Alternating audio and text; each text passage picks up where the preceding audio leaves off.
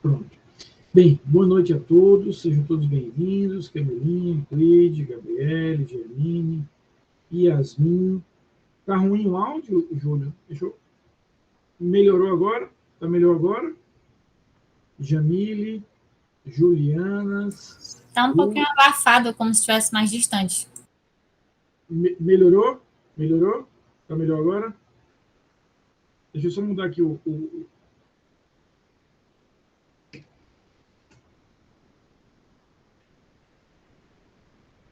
Só um minutinho. Deixa eu só mudar aqui a configuração. Peraí, ver se que pode ser.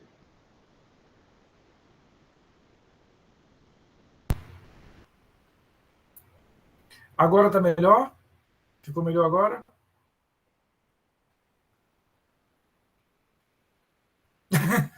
Deixa eu botar o microfone aqui. Mas melhorou pelo fone porque ele estava reconhecendo o áudio aqui da câmera. E aí eu já troquei aqui para o áudio do fone. Por isso que agora ele ficou melhor. Bem, então sejam todos bem-vindos, como eu falava, Júlio, Karen, Livinha, Maria, Matheus, Priscila, Rafaela, Rômulo, Samuel, Stephanie e Vinícius. Nós hoje vamos seguir no estudo da apelação, né, especificamente vendo a apelação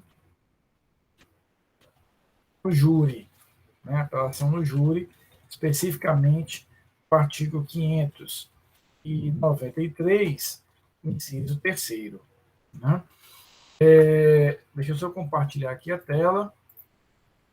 Eu me adiantei um pouquinho e mandei para vocês uma mensagem pelo nosso grupo de WhatsApp, já vi até que muitos responderam, porque realmente gostaria de ajustar isso com vocês, caso vocês não tenham objeção. Nós vamos terminar a nossa matéria na semana que vem. Hoje nós vamos ver a apelação no júri. Na quinta-feira, a gente vai ver recurso especial e recurso extraordinário. E na semana que vem, nós vamos conversar sobre habeas corpus, mandado de segurança e revisão criminal. Então, a gente conclui toda a nossa matéria até a semana que vem. E aí, com isso, a minha ideia, e é o que eu gostaria de sugerir a vocês, né, é que no dia 23 nós fizéssemos uma revisão, e aí eu liberaria vocês das aulas seguintes, exatamente para que vocês tenham um tempo para a preparação para a prova, lembrando que a nossa prova de AV3 será entre 7 e 9 de dezembro. Então, com isso, vocês teriam aí um tempo para poder dedicar-se ao estudo da prova, tá bom? Olhem de verdade essa mensagenzinha que eu enviei no grupo, muita gente ainda não se manifestou. Para mim é importante que haja aceitação geral para que a gente possa fazer isso. Ou seja, nós concluiríamos a nossa matéria no final, na quinta-feira da semana que vem. Dia 23 fazemos aí uma revisão geral e a partir do dia 25 vocês estariam liberados. Na verdade, são praticamente 2 aulas para que vocês possam se dedicar ao estudo para a prova, tá bom? Pensem nisso, para que a gente possa, nas próximas aulas, ir combinando e definindo se tudo isso está ok. Muito bem. Vamos, então, ao que nos interessa na aula de hoje, que é conhecer a apelação no júri. Primeira coisa que eu quero lembrar com vocês é que quando a gente fala de júri, a gente está falando de um juízo que é colegiado, composto, formado pelos 7 jurados e pelo juiz. E mais ainda, é um juízo que tem responsabilidades distintas. Cabe aos jurados o veredito, ou seja, a decisão sobre condenar ou absolver, tá? Condenar ou absolver, e cabe ao juiz a fixação a pena. Cabe ao juiz fixar a pena. Então, nós temos aqui essas duas atribuições. Por que é tão importante lembrarmos disso? Por que é tão importante a gente lembrar disso aqui? Porque quando a gente fala de jurado, de veredito, nós precisamos lembrar que eles são soberanos. Então, eles são soberanos. O que isso importa? Os jurados decidem com base no seu convencimento pessoal, com base na sua convicção pessoal, a prova os influencia, a argumentação das partes influencia, mas a decisão é uma decisão dele, a decisão essencialmente dele, e é ele que vai ter que tomar essa decisão, e a princípio não estaria vinculado a nada. Então a gente precisa ter cuidado. Essa é a primeira grande questão que a gente vai entender, que quando a gente fala das hipóteses de apelação no júri, é muito importante nós indagarmos, daqui a pouco a gente vai ver aí cada uma das alíneas do inciso 3º, para saber se o que eu estou apelando, se o que eu estou recorrendo é algo relativo ao que o juiz fez, ou é algo relativo a, efetivamente, o que os jurados fizeram. Então, a gente vai ter, dentro desse contexto, dentro desse cenário, essa dupla lógica, ou seja, é algo que os jurados fizeram ou é algo que o juiz fez, ou seja, é parte da decisão dos jurados ou é parte da decisão do juiz. Por que isso é tão importante? Porque se o que eu estou atacando, se o que eu estou impugnando é o que o jurado fez, ele é soberano, e só quem modifica a decisão de um juízo soberano é outro juízo soberano. Em outras palavras, se o que eu estou contestando naquele recurso é algo que o jurado decidiu, o máximo que eu vou conseguir do meu recurso é a anulação dessa decisão e ir de novo a um novo julgamento. Então, se o que eu estou atacando é algo que diz respeito à decisão dos jurados, ou seja, a condenação ou a absolvição, o que eu vou ganhar, efetivamente, é isso. Saber que o máximo que eu vou ter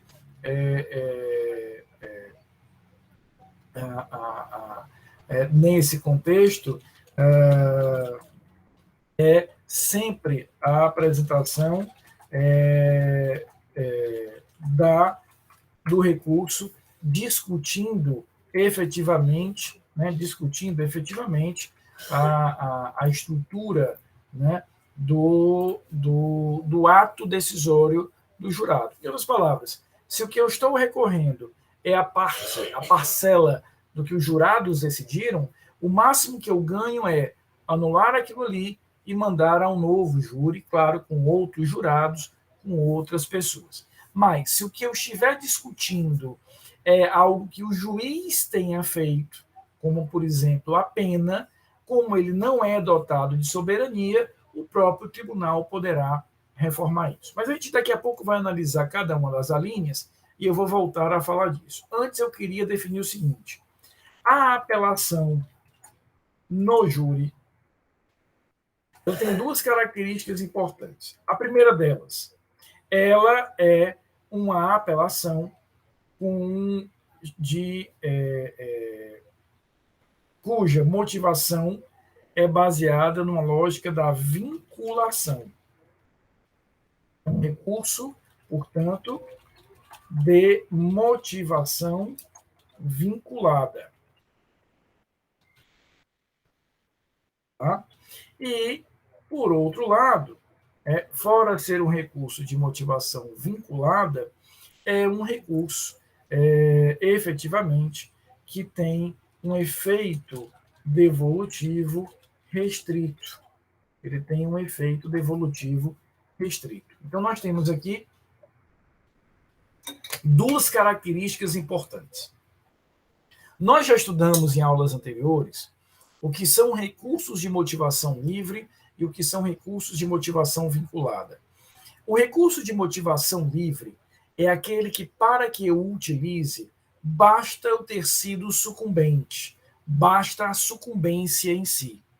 Por outro lado, o recurso de motivação vinculado, ou vinculada, melhor dizendo, é um recurso em que, para que eu venha a recorrer, eu preciso efetivamente ter mais do que isso, ter mais do que ter sido sucumbente. O que eu preciso efetivamente fora a sucumbência, eu preciso ter um requisito a mais. Por exemplo, nós vamos estudar na próxima quinta-feira, depois de amanhã, o recurso especial e o recurso extraordinário. Nós vamos ver que para que eu encaminhe, Jamile, o recurso especial e o extraordinário, Rafa, não basta ter perdido. Eu vou precisar demonstrar a ofensa à Constituição Federal, a ofensa à lei federal. É exatamente o que acontece aqui também.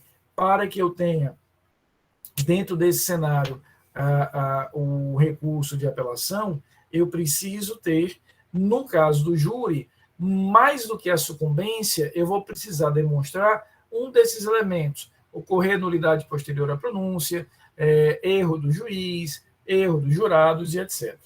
E o que significa ele ser um recurso de efeito devolutivo restrito? Significa que aqui nós aplicamos aquele princípio, aquela máxima de tanto um apelatum quanto devolutum, né? Ou seja, eu, ao apresentar um recurso contra a decisão do júri, eu permito que o Tribunal de Justiça venha efetivamente analisar apenas aquele ponto específico, apenas aquele elemento específico. Então, se eu estou apresentando um recurso, indicando que os jurados se equivocaram, que os jurados falharam, que os jurados realizaram algo errado, o tribunal vai analisar só aquilo ali, só a decisão dos jurados. Jamilinha, se o que eu estou apresentando no recurso é que o cálculo da pena foi feito errado pelo juiz, o tribunal vai analisar só o cálculo da pena. Ou seja, a apelação da aula passada, do artigo 416, do inciso 1º e do inciso 2º, é uma apelação que tem um espectro mais amplo, é uma apelação que tem um olhar mais amplo. Nela, eu posso, ao apresentar aquele apelo, eu faculto, eu permito, eu libero que o tribunal olhe tudo. Então, a apelação da aula passada, mesmo que eu esteja impugnando só a pena, o tribunal pode olhar outras questões. Aqui não. Aqui não. Se a gente perceber que o tribunal ele está recebendo a apelação com base na linha C, que fala em cálculo de pena, eu vou analisar só o cálculo de pena. Eu vou analisar só essa dosimetria. Nada mais do que isso. Tá? Então, essa é uma indicação importante para que a gente perceba dentro desse contexto da apelação. Vamos, então, agora analisar cada uma dessas alíneas. Então, diz aqui o inciso 3º, das decisões do tribunal do júri, quando, ou seja, caberá a apelação das decisões do tribunal do júri, quando a ocorrer nulidade posterior à pronúncia. Ocorrer nulidade posterior à pronúncia.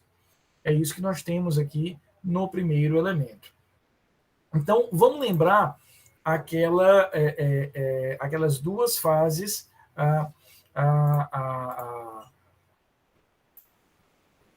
Só um minutinho, pessoal.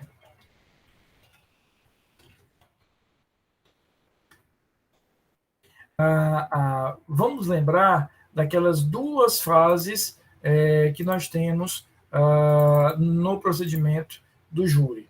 Então, eu tenho aquela primeira fase que vai, né, se estruturar do oferecimento da denúncia, recebimento da denúncia, citação, permito que a parte venha a apresentar a sua resposta, a acusação se manifesta, vamos para a audiência de instrução e julgamento, e lá o juiz tomou naquelas 4 decisões que já falei para vocês mais de uma vez: pronúncia, impronúncia, desclassificação e absolvição sumária. Vimos que quando o juiz pronunciar, ele está ali a iniciar, a inaugurar a segunda fase. Ele está ali iniciando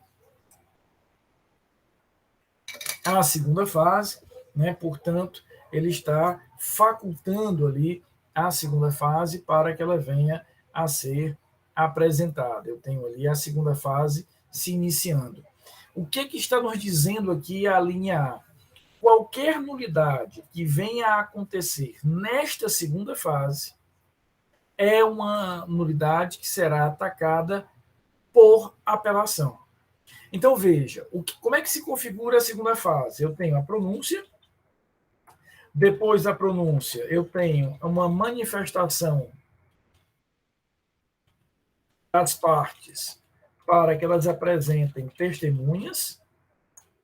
Aí eu tenho os autos vão conclusos, e aí eu chego na sessão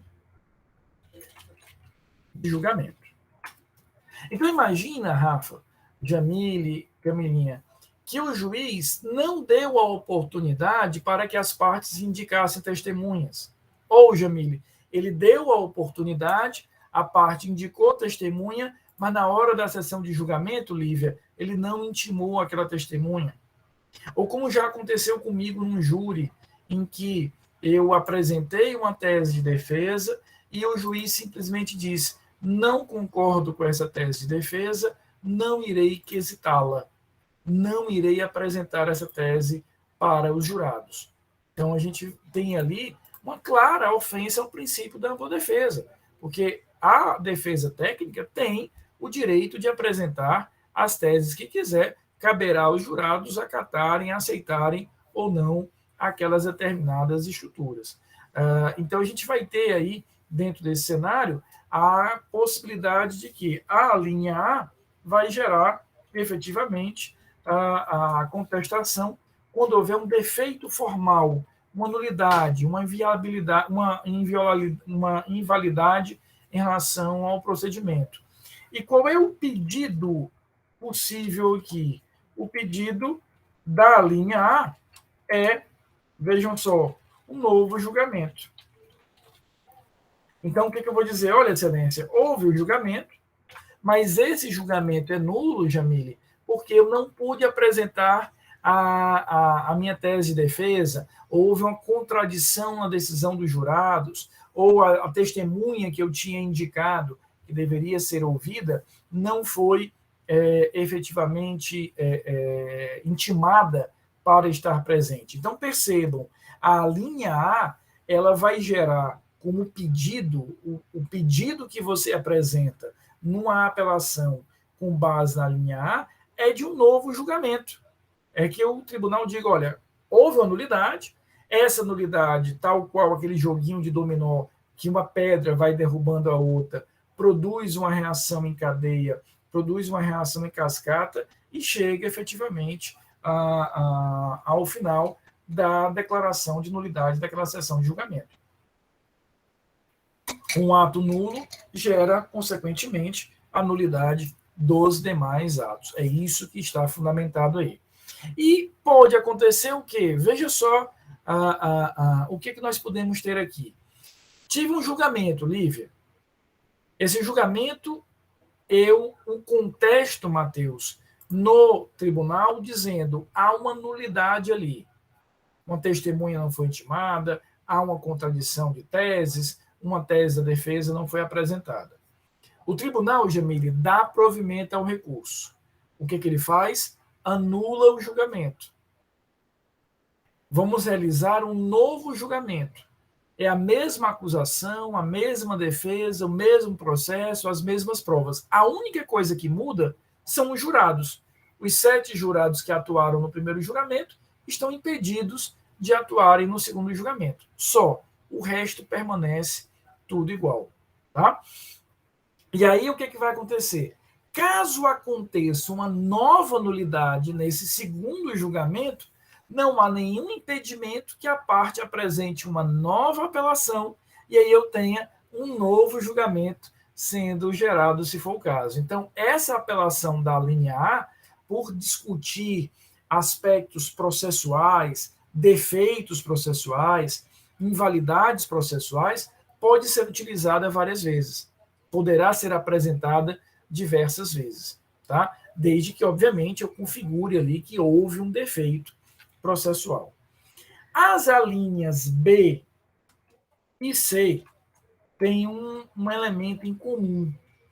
Elas dizem respeito à decisão do juiz. Logo, eu estou falando da decisão de alguém que não é soberano. Logo, eu estou falando de uma decisão que pode ser alterada pelo tribunal. Então, veja, as alíneas B e C atacam, Jamile, o capítulo da decisão que quem tomou foi o juiz. E o juiz não é soberano, a soberania é dos jurados. Então, se o tribunal reconhece que o teu apelo está correto, reconhece que teu apelo tem razão, reconhece que teu apelo faz sentido, o que é que ele terá aqui? Ele terá um indicativo de que, dentro desse contexto, nós vamos ter a possibilidade de apresentação daquela apelação e o tribunal vai reformar a decisão. Em outras palavras, para que eu vou mandar de novo para o primeiro grau se o que você está atacando aqui não tem nada a ver com o jurado, não tem nada a ver com a parte soberana, tem a ver apenas com a parcela que o juiz tomou a decisão e, consequentemente, uma parcela não soberana. Então, se o tribunal entender que há sentido naquela determinada apelação, ele dará provimento e ele reformará efetivamente aquela decisão. Tá? É o Tribunal de Justiça, se nós estivermos na Justiça Estadual, Júlio, ou o Tribunal Regional Federal, se a gente estiver na Justiça Federal. Lembra, Júlio, que o primeiro grau, no caso do processo penal, ele é formado pelo juiz singular ou pelo júri. Pelo juiz singular ou pelo júri. Então, da mesma forma que o juízo adquém para o juiz singular, daquelas hipóteses que nós conversamos aqui quinta-feira passada, é o Tribunal de Justiça e é o TRF, no caso do júri, também eu terei o Tribunal de Justiça e o TRF da mesma maneira, sendo apontados como um tribunal. Eu vou apelar para o mesmo lugar. A única diferença é que na semana passada o tribunal pode fazer tudo. Aqui não. Ele vai estar limitado àquele ponto que foi impugnado efetivamente no apelo. Se eu estou discutindo que houve uma nulidade, o tribunal vai olhar só a nulidade, ele não olha mais nada. Se eu estou discutindo que o defeito está na pena, o tribunal olha só para a pena, não olha mais nada. Tá? Então, nós temos aqui essas duas alíneas, B e C. Veja que ambas dizem respeito a decisões do juiz. Então, se o tribunal entender que há um equívoco, o que o tribunal faz? Ele próprio reforma aquela decisão. Veja o que diz aí, vocês estão lendo junto comigo, a linha B. For a sentença do juiz presidente contrária à lei expressa ou à decisão dos jurados. Entenda, eu não estou discutindo a decisão dos jurados. Eu estou discutindo apenas e tão somente a decisão do juiz. Então, vamos para um exemplo que fica mais fácil. Camilinha, imagina comigo o seguinte. Imagina, Mateus, que a acusação, Júlio, que aquele réu responde perante os jurados é de um homicídio triplamente qualificado. Motivo torpe, meio insidioso ou cruel e meio que dificultou a defesa da vítima. Imagina isso, eu tenho um motivo torpe, meio insidioso ou cruel e meio que dificultou a defesa da vítima. Aí imagina que os jurados não reconheceram, Jamile, usando da sua soberania, o motivo torpe. Então, os jurados só acataram duas qualificadoras. Então, eles entregam para o juiz isso. Olha, juiz, nós condenamos, mas das três qualificadoras, nós rechaçamos uma, nós recusamos uma, portanto, use só duas para calcular a pena. Aí imagina, Júlio, que o juiz vai e acrescenta essa qualificadora. Veja, os jurados que eram competentes para tal, retiraram. Aí o juiz vem e diz, não, tem que acrescentar isso aqui. Aí eu apelo para o tribunal dizendo, olha, tribunal, o juiz acrescentou algo que ele não tinha poder para acrescentar, ele não tinha competência para acrescentar. E aí o que, é que o tribunal vai fazer? Vai mandar para novo julgamento? Não precisa. Os jurados deixaram claro o que, é que eles decidiram. Ele vai só decotar, retirar aquele excesso causado pelo juiz. O juiz acrescentou aqui algo que não deveria. O tribunal, cirurgicamente, por quê? Porque na hora que calculou a pena, o juiz diz, em relação à qualificadora do motivo torpe, aumenta em 2 anos. Aí o juiz diz, olha, esses 2 anos aqui não devem existir. Aí ele recorta a pena, né? Vai cortar a pena e vai dizer, vou aplicar aqui uma pena 2 anos menor. O próprio tribunal reforma, o próprio tribunal altera, não precisa nada além disso. Na linha C, a gente vai ter o mesmo raciocínio. Veja que ele fala em quando houver erro ou injustiça no tocante à aplicação da pena ou da medida de segurança. Quando houver erro ou injustiça no tocante à aplicação da pena, né, ou da medida de segurança. Veja que ele fala aqui em 2 conceitos. Erro tem um caráter objetivo. Erro tem um caráter objetivo. A injustiça tem um caráter subjetivo. Veja, ele está falando aqui de pena. Pena é atribuição do juiz. Tem nada a ver com os jurados. Os jurados decidem, reconhecendo ali se condenam ou absolvem, entregam ali as qualificadoras reconhecidas pelos jurados, aí o juiz vai fazer o cálculo da pena. Ele, juiz. Ele que não tem soberania. Então, se eu tiver, dentro daquela perspectiva, uma alteração, porque eu entendo que houve erro ou injustiça, o tribunal vai, ele próprio, alterar efetivamente aquela determinada decisão. Ou seja, ele reclassifica, recalcula, melhor dizendo, a pena. Tá? O que diferencia erro de injustiça? O erro tem um caráter mais objetivo. O que significa isso, Jamilinha? Imagina, Júlio, aquelas situações em que o Código Penal, Rafa, ou outras leis, definem exatamente quanto é que eu vou aumentar de pena ou diminuir de pena por algum motivo. Deixa eu dar um exemplo. O artigo 14, parágrafo único do Código Penal, diz assim: a pena do crime tentado será a do crime consumado diminuída de 1 a 2 terços.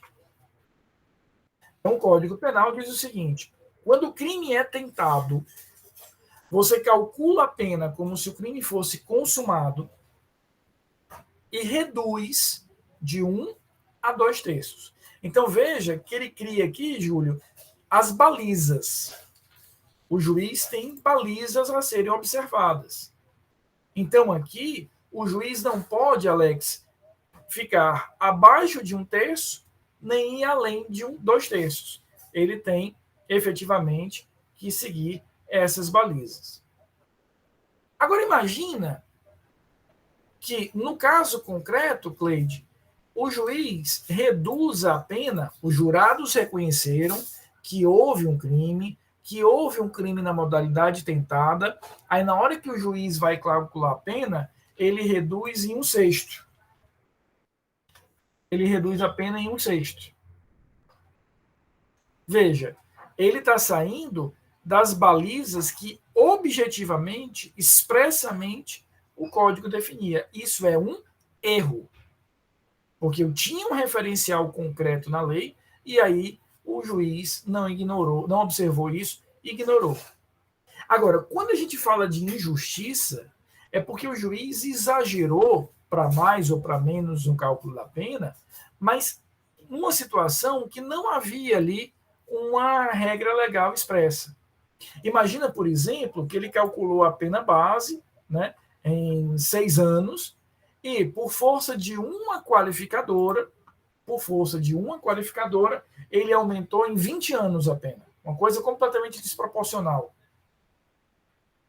desarrazoada. Tudo bem, o código não diz quanto é que aquela qualificadora deve pesar na pena. O código ele deixa para a avaliação, Eveline, do juiz. Mas isso não quer dizer que o juiz esteja livre para arbitrar do jeito que ele quiser. Tanto é que há algumas orientações do STJ, que deve ser em 1/6, e etc. Então, se o juiz exagera, repito, para mais ou para menos, mas não havia ali uma regra expressa da lei, havia apenas uma situação subjetiva, eu estaria diante de uma injustiça. O que é importante, Jamile? Tanto o erro quanto a injustiça estão na mesma linha. Ou seja, essa diferença que eu estou desenhando para vocês aqui, erro objetivo, injustiça subjetiva, tem uma importância essencialmente acadêmica, porque do ponto de vista prático, a gente vai ter as mesmas consequências. É o mesmo recurso, é a mesma possibilidade do tribunal alterar. Quando a gente chega na linha D, aí eu já estou falando de jurado. E se eu estou falando de jurado, eu estou falando de juízo soberano. Vamos lembrar, eu já falei bastante com vocês aqui em aulas passadas, quando nós conversamos dentro dessa possibilidade, a gente vai ter a estrutura, né, que eu vou desenvolver nos seguintes termos. Aqui eu tenho, dentro dessa situação, dentro dessa circunstância, o seguinte: o jurado é um juiz soberano. O que significa? Significa que ele vai decidir, ele decidirá com base no seu entendimento pessoal, na sua compreensão pessoal. É isso que nós temos aqui para o jurado. Então, se eu estou atacando uma parcela da decisão, uma parte da decisão que diz respeito exclusivamente, né, concretamente, ao que o jurado fez, eu estou atacando uma parcela soberana, exclusivamente soberana. O que isso representa? Qual é a consequência disso? A consequência é, se o tribunal reconhecer, Rafa, Jamile e Júlio, que há um defeito na apreciação da decisão dos jurados, o tribunal anula aquela sessão de julgamento, manda que o réu seja julgado mais uma vez. Olha o que diz aí a linha D. For a decisão dos jurados manifestamente contrária à prova dos autos. For a decisão dos jurados manifestamente contrária à prova dos autos. Com um detalhe, olha o que diz aqui o parágrafo 3º do mesmo artigo 593. Se a apelação se fundar no inciso 3º, a linha D deste artigo, e o tribunal há de quem se convencer de que a decisão dos jurados é manifestamente contrária à prova dos autos, dar-lhe-á provimento, ou seja, acolherá o recurso. Você ganhou o recurso. Para quê? Para sujeitar o réu a novo julgamento. Presta atenção apenas nessa parte final. Não se admite, porém, pelo mesmo motivo, segunda apelação. Ou seja, essa apelação da linha D é uma apelação que eu só vou ver uma vez no processo. E não é uma vez para cada parte, não. É uma vez mesmo. Apenas uma vez. Então, aqui, eu tenho efetivamente só uma chance. Eu só tenho uma chance. Ou eu vou apresentar aquela decisão de uma forma ou de outra. Então, veja só. Primeira coisa, veja que aqui ele fala em manifestamente contrária à prova dos autos. Manifestamente contrária à prova dos autos. O que isso significa? Anotem isso. Se eu percebo, olhando para a prova que existe no processo, que há uma parte da prova, quando eu falo de parte da prova, é parte do depoimento das testemunhas, parte dos documentos, parte da perícia, que sustenta, dá realmente sustentação à tese da acusação. E há uma outra parte que dá sustentação a uma tese da defesa. Então imagina, Jamile, que a prova está um pouco dividida. Existe prova para um lado e prova para o outro. E aí, Rafa, os jurados escolheram um dos lados. Nesse caso, zero problema. Eles são soberanos, essa decisão ficará mantida. Será mantida pelo tribunal. Veja que o tribunal só dará provimento à apelação, mandando que o réu seja julgado novamente, se ele perceber que os jurados erraram grosseiramente. Ele usa uma expressão muito didática.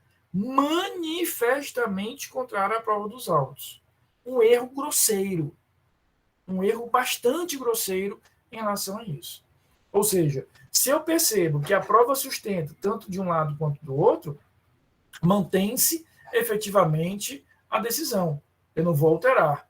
Eu vou alterar apenas e tão somente se eu perceber que existe ali uma divergência, uma contradição bastante robusta, bastante séria. Aí eu vou mandar a novo julgamento, como eu falei em relação à linha A, mesma acusação, mesmas provas, mesma defesa, mesmo processo. Eu vou trocar só as pessoas que são jurados, com uma diferença. Uma vez usada essa apelação na linha D, queimou-se definitivamente o cartucho naquele processo. Então imagina que o réu foi condenado. Aí a defesa apelou para o tribunal, dizendo, olha, essa decisão aqui está muito errada. A prova é muito na outra direção. O tribunal deu o provimento, anulou esse julgamento, mandou que o réu fosse julgado de novo. Queimou o cartucho já da linha D. Se amanhã, nesse novo julgamento, o réu for absolvido, a acusação já não poderá mais usar a linha D. Porque no processo eu já usei uma vez. Ela pode apelar com base nas outras. A, B e C. A D, usei uma vez, não uso mais. Repito, não é uma vez para cada parte. Veja que o parágrafo 3º é claro. Porém, pelo mesmo motivo, ou seja, a linha D, não haverá, não se admite segunda apelação. Então, resumindo, a linha A discute aspectos processuais, nulidades, vícios. Vou ter um novo julgamento. As linhas B e C dizem respeito a quê? A decisão do juiz. A decisão do juiz. Portanto, o tribunal pode reformar integralmente aquela decisão. A linha D, aí já vai dizer respeito, efetivamente, à decisão dos jurados. Então, no caso da linha D, aí eu posso perfeitamente ter, dentro desse contexto, efetivamente, ter aí a compreensão de que essa matéria será possível gerar um novo julgamento. Então, a linha A e a linha B podem gerar um novo julgamento, por motivos diferentes. Aqui é um defeito de procedimento, de nulidade, aqui é um conformismo, um erro forte dos jurados. Com a diferença que a linha D só vou usar uma vez, a posso usar várias vezes. Então, eu posso ter um julgamento, apelei com a linha A dizendo que tinha nulidade, vou para o segundo julgamento. Ocorre outra nulidade, posso aplicar de novo a mesma apelação.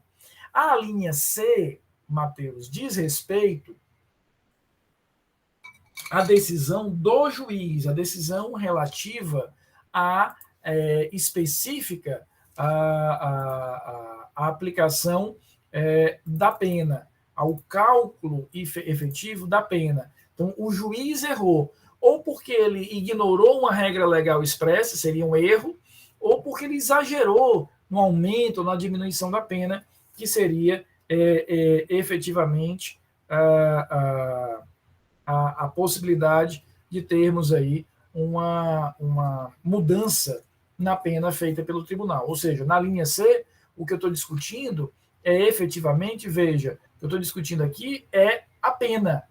E se é a pena, o tribunal altera eventuais excessos para mais ou para menos que eu tenha da existência daquela dosimetria feita pelo juiz. Queridos, dúvidas mais em relação à aula de hoje? O que é que vocês me dizem? Mais alguma coisa?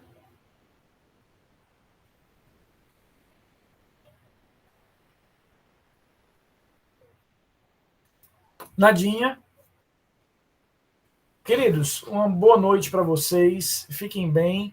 A gente se encontra na quinta-feira. Repito, quinta-feira a gente vai falar sobre recurso especial e extraordinário. E semana que vem a gente vai falar sobre as chamadas ações de impugnação. E aí concluímos a matéria. Dia 23 a gente faz uma revisão e logo depois eu vos libero. Tá bom? Um beijo grande.